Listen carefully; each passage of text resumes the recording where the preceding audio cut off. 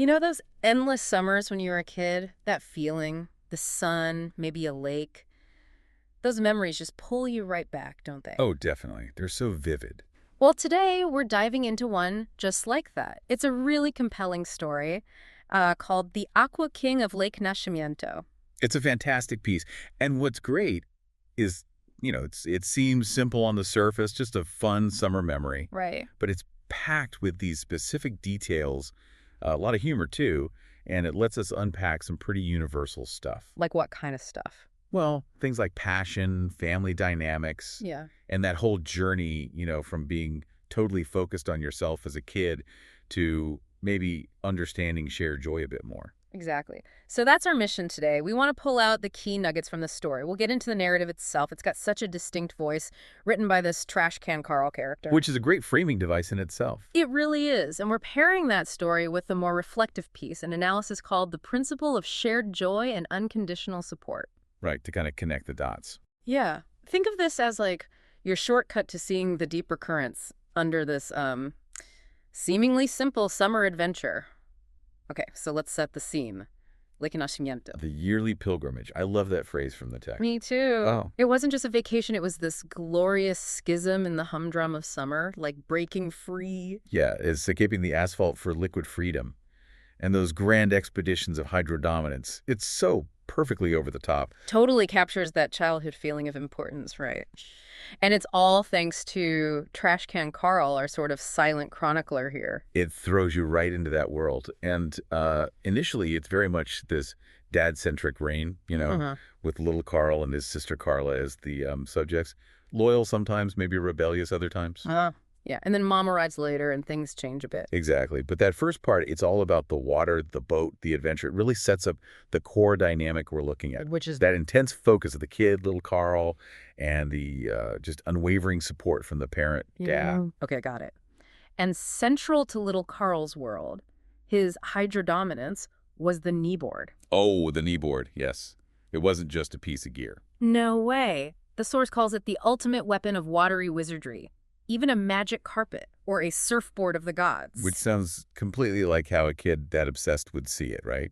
It's his ticket. His ticket to what, like Water Olympics-worthy stunts, apparently? It was serious business, an obsession. And you can't have the kneeboard Tsar without the supporting cast, namely Dad. Right. He wasn't just the driver, he was Captain Awesome. Master of the throttle, Sultan of the slalom, the titles just keep coming. And the story really emphasizes his skill, doesn't it? Driving the boat with the precision of a brain surgeon. Yeah, like a brain surgeon focused purely on making the perfect wake for maximum airtime. You get this image of them just out there for ages. Hours melted away like ice cream on a hot dog. Love that description. All for little Carl's stunts. You can almost feel that summer heat and the boat spray. Totally.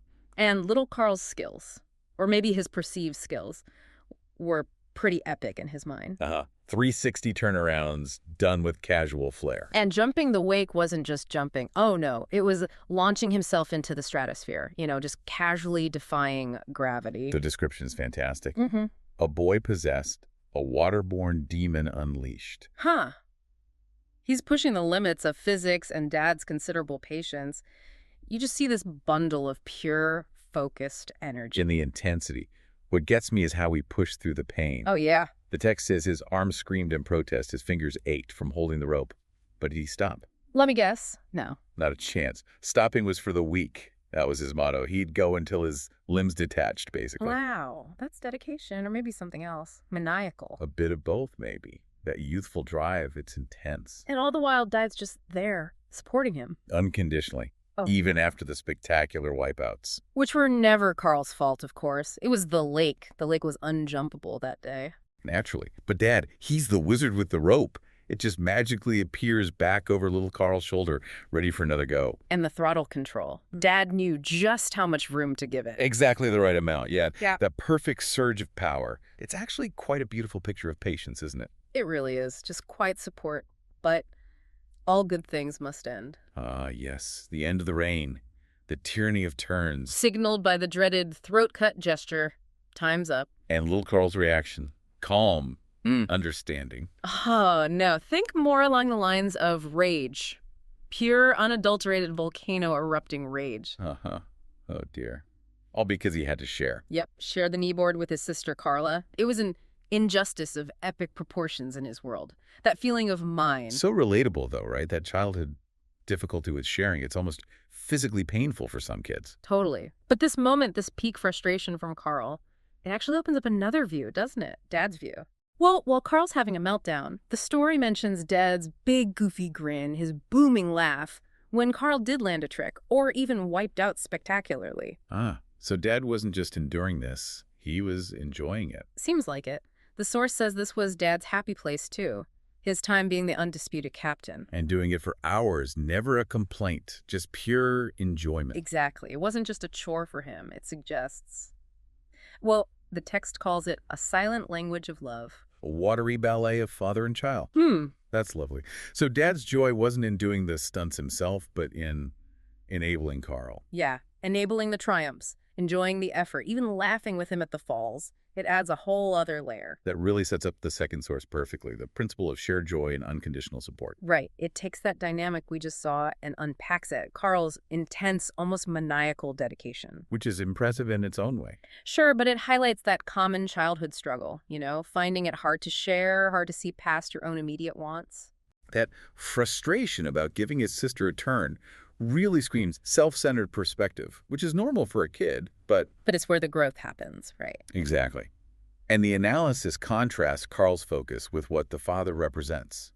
That unconditional support and shared joy. All those endless hours driving the boat, the genuine enthusiasm, the laughter, it wasn't about Dad's ego. No, it points to this deeper principle, that the real lasting joy often comes from these shared experiences and from supporting loved ones. It's not just a nice thought, it's like a different kind of happiness. Precisely. So you had this contrast. Carl's chasing individual glory, being the Aqua King. While Dad is quietly, maybe without even thinking about it consciously, creating memories of family connection and shared happiness. And the big takeaway there is pretty powerful, isn't it? What would you say it is? That maybe the greatest joy comes not from endless individual pursuit, but from enabling and celebrating the enjoyment of those we love. It flips the script a bit. You think being the support person means you're missing out. Right. But for Dad, being Captain Awesome for Carl, that was his joy. Not a sacrifice, but a different fulfillment. So the lake wasn't just Carl's kingdom. No, it was this shared space, shared laughter and unspoken affection. A truth that hopefully even little Carl figured out eventually. Maybe? Maybe. And thinking about this now, it's amazing how often this plays out in adult life too, right? Oh, absolutely. We're always navigating that balance, aren't we?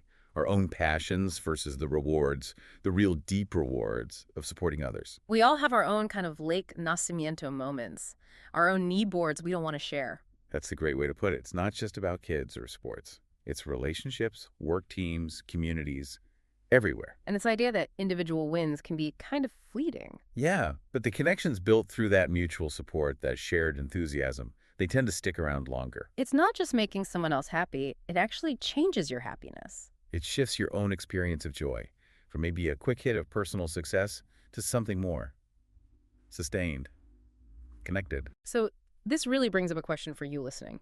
Where are your own tyranny of turns moments? Times when you're so focused on your thing that you miss chances for that shared joy. And maybe the next step is asking, how can you choose to embrace that? Not just for them, but understanding it actually enhances your own experience too. It can be a real aha moment, can it? When you realize how good it feels to genuinely enable someone else's excitement. It truly is. Celebrating their win, or even just their effort. Shifting from my turn thinking to our turn, and finding that our turn feels richer somehow. So as we wrap up this deep dive, maybe the final thought to leave you with is this. Sometimes the biggest, most meaningful joys aren't in the spotlight of individual achievement. Yeah, sometimes they're found in that quiet, steady support, the shared laughter, the simple act of being there for someone else. So what does this mean for you? Think about it. Is there an area where you're maybe clinging to individual glory? And what might happen if you shifted? If you leaned into actively enabling someone else's passion, could that unlock something even better for you? A deeper kind of fulfillment. It's definitely food for thought.